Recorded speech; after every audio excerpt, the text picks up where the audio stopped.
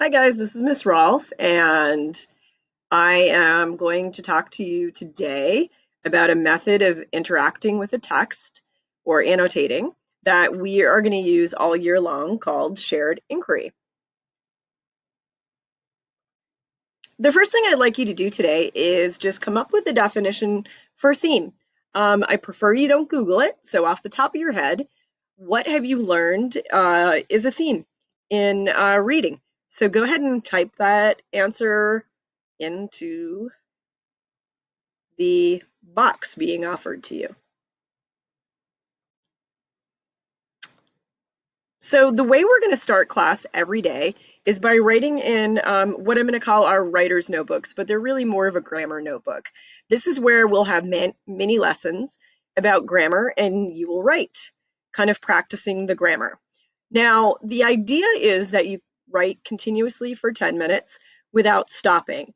The reason for this is we're trying to build writing stamina and kind of like have you be able to kind of write for a sustained amount of time. And I know it's going to feel like a lot at first, but by the end of the year, it'll be super easy.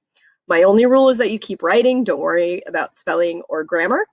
And if you need a prompt, I always use write about something from the last week that you'd like to remember. Now, you can have your own notebook.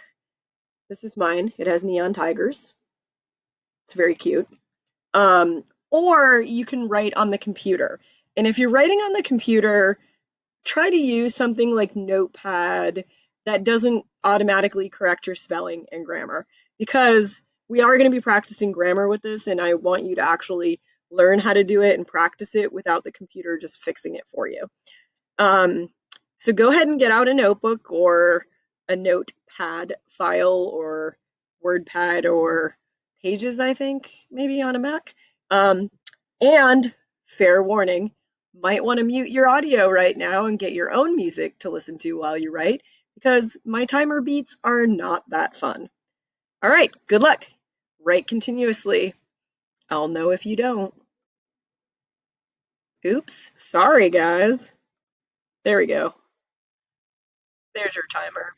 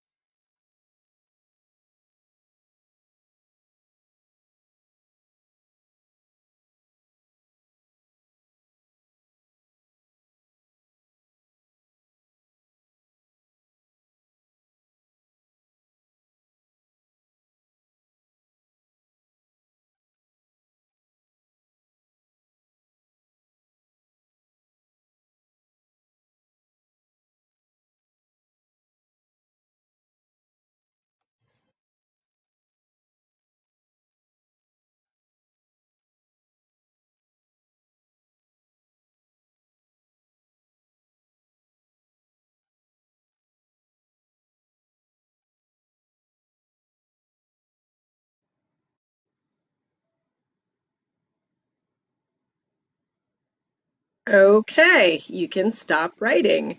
I hope that that went well for you all and you had a good time writing in your notebooks. Okay, before we kind of move on to our reading for today, I am going to have you sit back, relax, and watch some cartoons.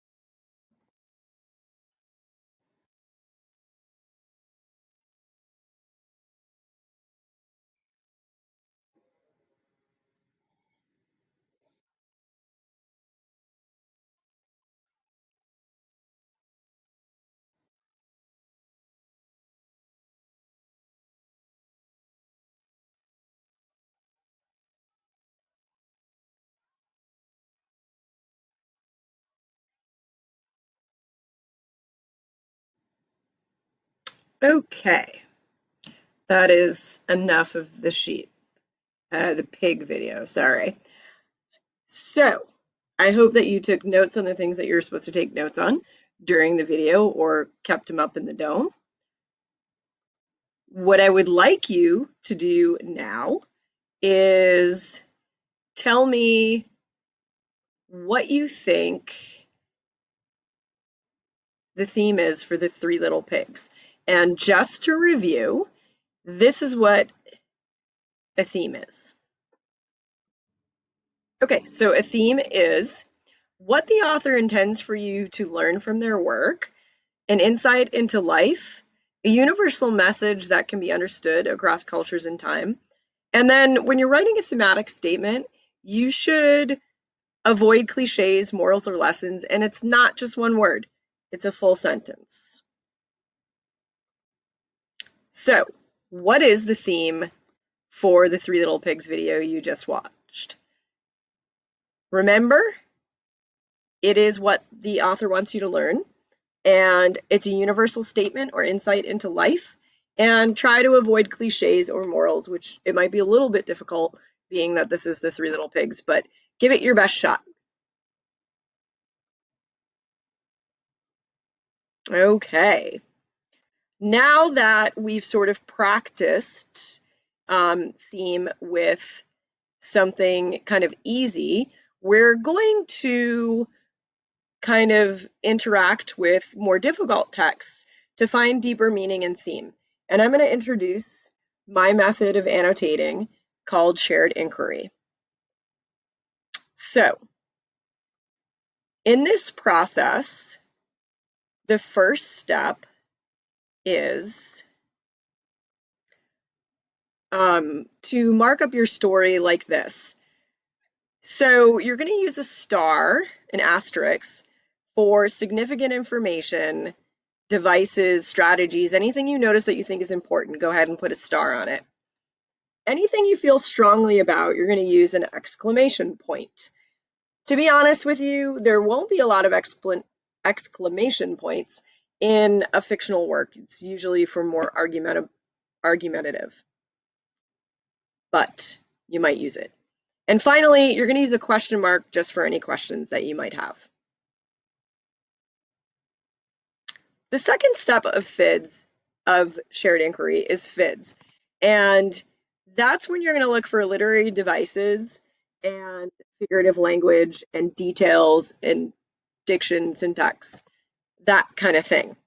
So figurative language includes similes, metaphors, personifications, things like that. Imagery is words that invoke the five senses. And then details, in fiction works, are usually kind of characterization, setting, action, important plot points, things like that. Diction refers to word choice. If you notice that there is a lot of repetition or descriptive words that kind of add more meaning to the text. And then syntax is sentences in the way that they're arranged in phrases and clauses and just the way the sentences are. We're not going to focus too much on the last two, especially not today, but we'll get more into those later in the year. Okay, so before we actually go into our story, I'm going to stop for a moment and actually show you kind of how to edit a Google Doc. And hopefully, before you started this video, you opened up your own copy of the story on the assignment. It's The Broken Tusk. So I'm going to go ahead and open up the story. So this is my copy here. And if you click here, there's some narration for the story. It's me reading it if you want to listen to it. And then this document right here is vocabulary support if you need it. So here's our story. So the first line, in ancient times, there lived a sage, a wise and gifted poet whose name was Vyasa. So, okay, I think this is important. All right, so I'm going to highlight it, and then I'm going to click this little button here to add a comment, and I'm going to put a star here to show that I think it's important. And then I'm going to add a little note to it because obviously this is setting and kind of the first character is introduced. So I'm just going to put that there. One day a great and beautiful story came into his mind. I must recite it soon, he said, as his fingers counted prayer beads made from the seeds of the holy Radoshka tree. I feel it in my heart. I know that the verses will flow from my lips like nectar from a flower. Okay, so if this was my second reading or even my first, I know that this is a simile, right? So I'm going to highlight it. Oops. I'm going to highlight that there, and I'm going to add a comment. And then if it was the first round, I would do that maybe and just leave it and move on. But if it's a second round FIDS, I would mark this as figurative language, and I might just do FL simile. Okay. And then I'm even going to add more notes. Compares verses to, can't see that, sorry.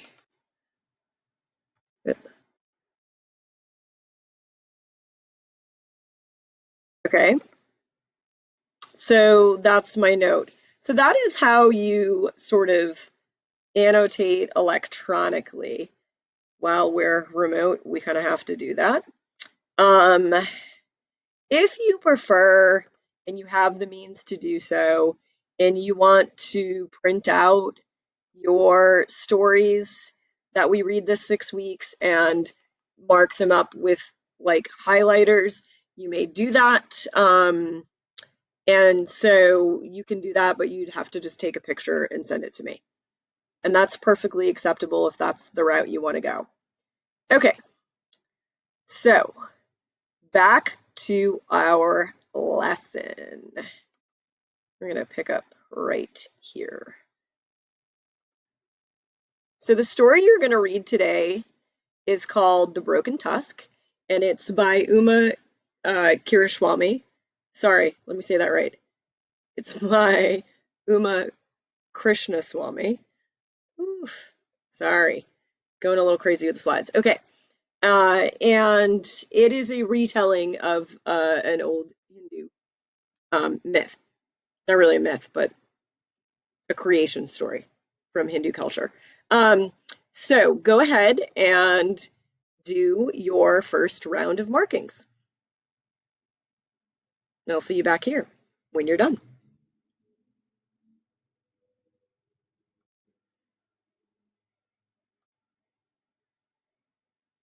Okay, now that you've done your first round of markings, if we were in a classroom, I would obviously have you guys talk about it in your groups and share out, but since we don't have that, I'm going to have you share your findings on the discussion.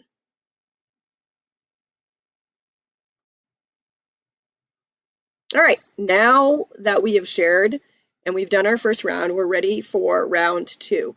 And I want you to mark for figurative language, imagery, and then details, and specifically conflict characterization, things like that. So go ahead and read through the story a second time and mark it up.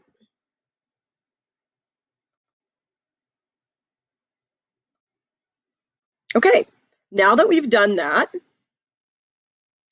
I would like to sort of share some more. So share at least one device with the class. And remember, our goal is to decide the deeper message or theme of the story. So kind of pick stuff that you found that you think might have something to do with the theme of the story. All right, guys, if you hadn't guessed it already, my next question for you is, what is the theme? What do you think is a possible theme for the Broken Tusk? And I would ask you before you peek at what your classmates have written, come up with one on your own, okay? And then kind of go to the discussion and look at it and compare what you came up with to your classmates. Guys, we are at the end now, and what I would like you to do for your exit ending of video ticket, is to find a piece of evidence from the story to support your thematic statement. Um, it should be one of the things that you highlighted today. Also, if your thematic statement is not great and you've looked at your classmates' thematic statements and you kind of like what they wrote better, feel free to use it for your exit ticket. That is how this process works. We kind of share and discuss as best we can and then kind of come to better understandings by working together. Thank you so much for joining me today. I hope you enjoyed the story. I like to start the year with this story because I think it says a lot about teamwork and writing and that sort of thing. So, have a good day. See you next time.